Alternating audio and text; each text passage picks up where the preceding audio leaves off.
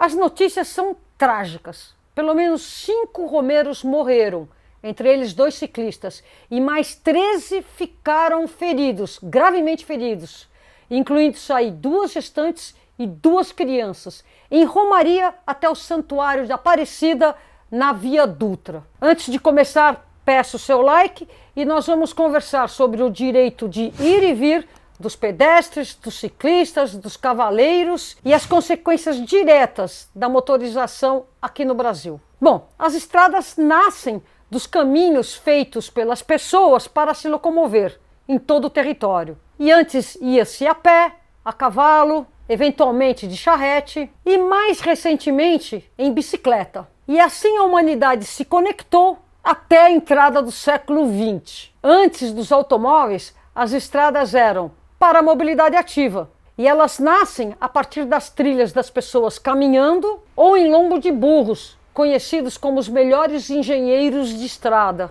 E desde sempre acontecem as romarias, são fiéis indo para os seus lugares sagrados. As peregrinações são tão antigas quanto as religiões, são milenares.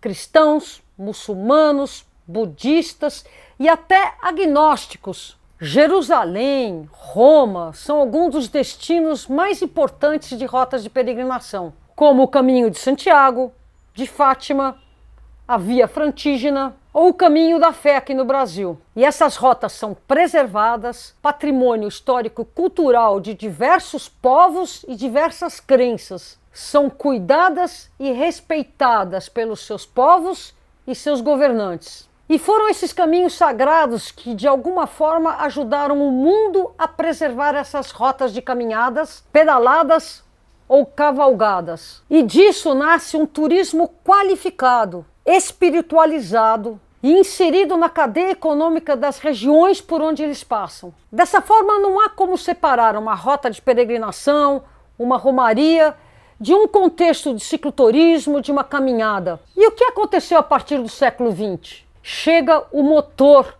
na mobilidade e tudo passou a ser visto a partir do uso do automóvel. Assim as estradas ficaram modernas, asfaltadas, do futuro, e os veículos mais pesados, mais velozes, movidos a combustão, a petróleo, e tudo isso catapultado por um interesse específico da economia. E os resultados estão aí.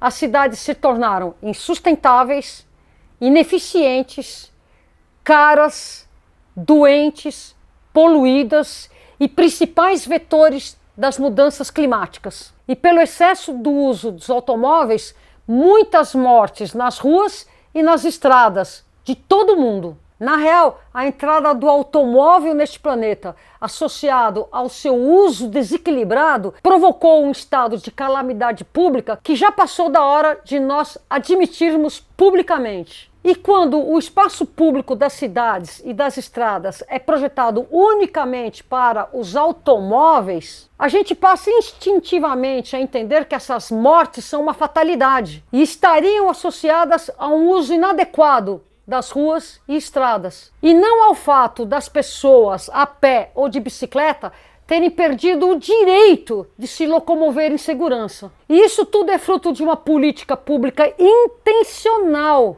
que promove a exclusão dos modais ativos. Essa exclusão não acontece ao acaso. E isso virou um conceito normal em nossa sociedade. Morreu porque estava na estrada, morreu porque estava na rua. Dito isso, vamos falar de leis.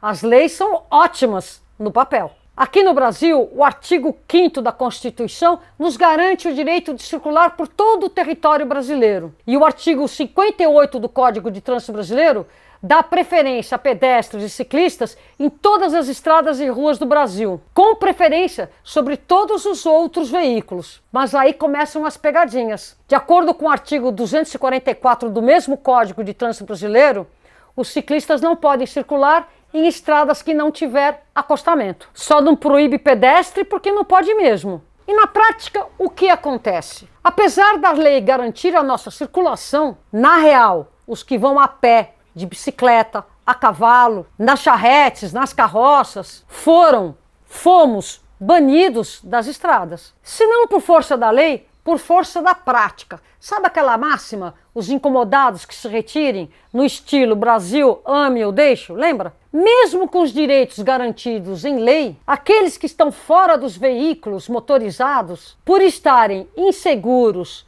ou incomodados, se retiraram das estradas. Passaram por segurança própria a não mais usar as estradas. A tal ponto que quando um pedestre ou um ciclista é atropelado na estrada, o consenso comum determina que essa pessoa estava errada. Dá para perceber o absurdo, o contrassenso? Aqui no estado de São Paulo, para garantir ainda mais a soberania absoluta dos automóveis nas estradas, foi criada a Portaria 33 em julho de 2013, com o intuito de coibir as provas de ciclismo e também o cicloturismo. E isso nasce menos de um ano depois da invasão das bicicletas na Rota Márcia Prado de 2012. Em vez de abraçar o desejo, a necessidade dessa massa de ciclistas, as autoridades resolveram proibir de vez, com artífices de garantir a segurança e a fluidez dos motorizados e expulsar de uma vez por todas os modais ativos das estradas. A Portaria 33 começa assim, vou ler. A realização de provas ou competições desportivas, assim como de eventos em geral que interfiram ou não na circulação de pessoas, veículos ou animais nas rodovias estaduais, dependerão de prévia autorização do DER, Departamento de Estradas de Rodagem. Para os fins desta portaria, consideram-se provas ou competições desportivas, inclusive ensaios ou preparativos, tais como de atletismo, automobilismo, motociclismo, ciclismo e assemelhados. E nesses termos, se você estiver, você e mais 2 amigos na estrada, ou viajando ou pedalando em treino, já vai ser caracterizado como um evento. Portanto, a Portaria 33 exclui totalmente a possibilidade das pessoas viajarem pelas estradas do estado de São Paulo ou mesmo treinarem. E as regras são cabais.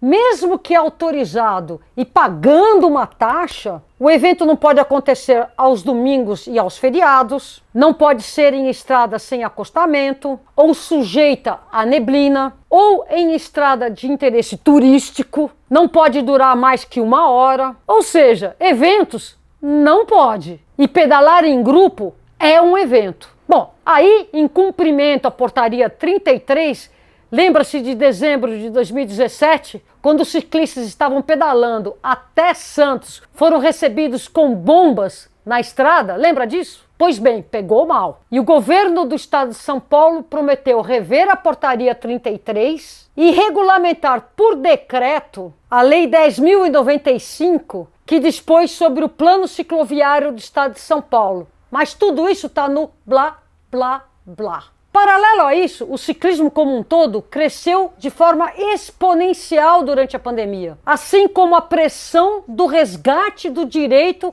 a se pedalar nas ruas e estradas de todo o Brasil. Direito esse garantido em lei, mas negado pelas autoridades rodoviárias e do Estado, e sempre com muito apoio das próprias concessionárias. Escutem a fala do atual secretário de Logística e Transporte aqui do Estado de São Paulo, na abertura do Fórum Nacional de Secretários e Transporte, promovido pela ANTP, Associação Nacional de Transporte Público. Nossa Senhora, São Cristóvão na cabeça, lá para proteger estrada, motorista, todo mundo, porque é muita coisa, né? É verdade. Agora começou uma pressão muito grande aí para os ciclistas usarem as rodovias, né? Então, isso é uma discussão difícil para a Chuchu aí. Agora tem grupos aí que estão fazendo a pressão para usar todas as rodovias, liberar acostamento. Você imagine só o risco que isso representa, né?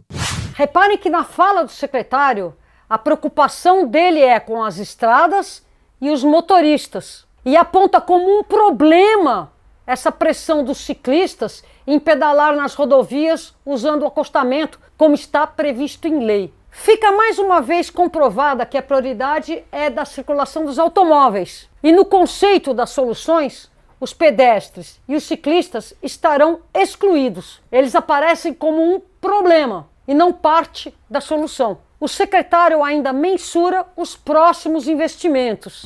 Cada dia você tem um desafio novo aí, são 645 municípios, né? Total aí de 24 mil quilômetros de rodovia para administrar, 9 mil mais ou menos concedido e 14 mil mais ou menos do DR. E agora nós começamos com o programa das vicinais, aí que eu vou falar um pouquinho aí. Nós vamos colocar mais 3 mil quilômetros nesse jogo. Então, no fim do dia, aí, você tem quase 25 mil quilômetros para administrar todos os dias, né? O conceito vai persistir. Serão beneficiados 3 mil quilômetros de estradas vicinais com dinheiro dos nossos impostos. Aí eu pergunto, vai ter acostamento? Vai ter calçada?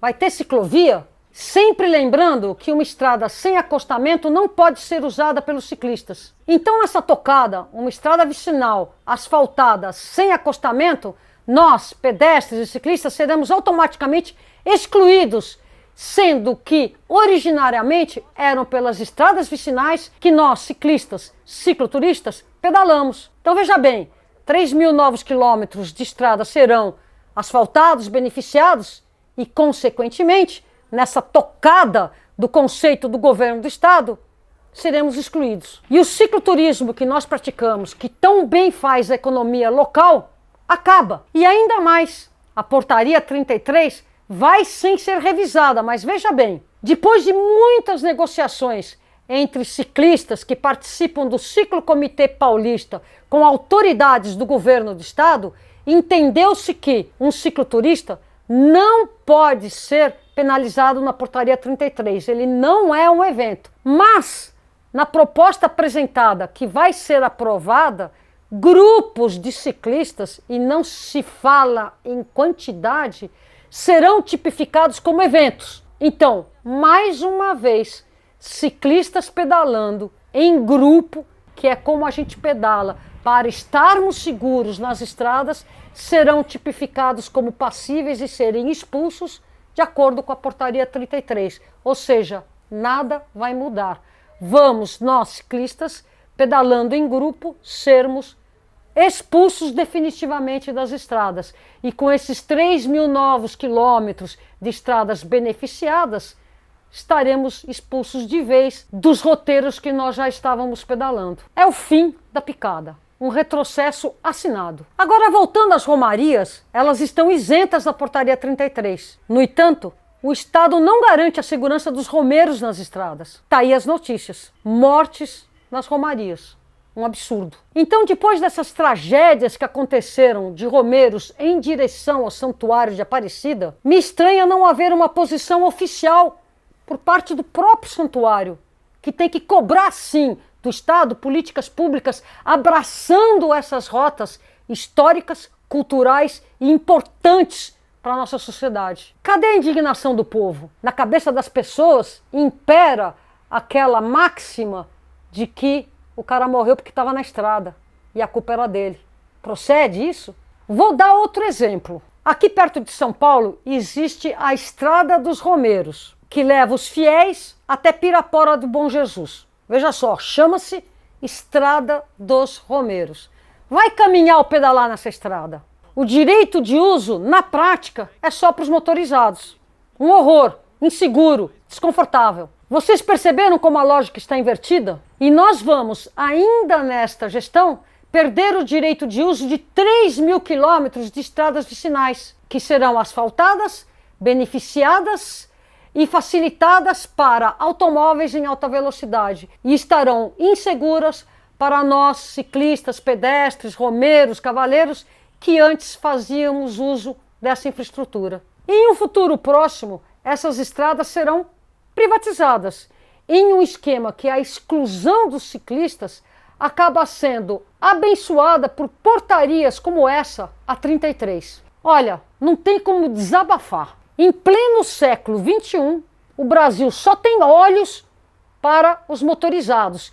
e ainda nos chamam, pedestres, ciclistas, de não motorizados. É muita ofensa, é muita ignorância. Tô realmente muito punk. E aí, gostou? Então já sabe, curta e compartilhe esse vídeo, deixe os seus comentários, siga-nos lá no Instagram, no TikTok, não deixe de se inscrever aqui no nosso canal, o canal do Bike é Legal, e já sabe, né? Vamos pedalar e vamos fazer muita pressão e exigir o direito de estarmos em estradas com segurança. Valeu? Tchau!